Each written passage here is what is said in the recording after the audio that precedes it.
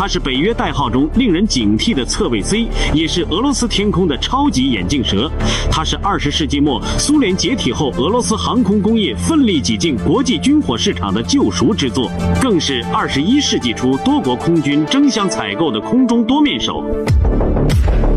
苏30的传奇始于1988年首飞，作为苏霍伊设计局在苏27 UB 基础上深度开发的双座双发重型战斗轰炸机，由伊尔库茨克和阿穆尔河畔共青城2大飞机制造厂共同生产，以其卓越的性能赢得了战力倍增器的美誉。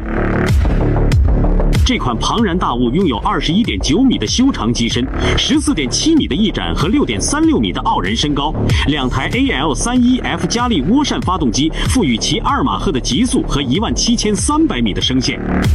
而高达3000公里的航程更使其成为名副其实的远海利剑。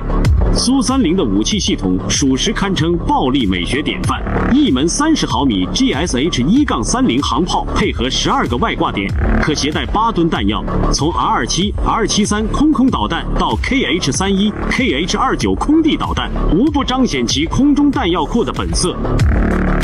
然而其荣耀背后亦有阴影。2020年俄军演习中，一架苏30 SM 竟被友军苏35的30毫米机炮误击坠毁，暴露了人为失误的惨痛教训。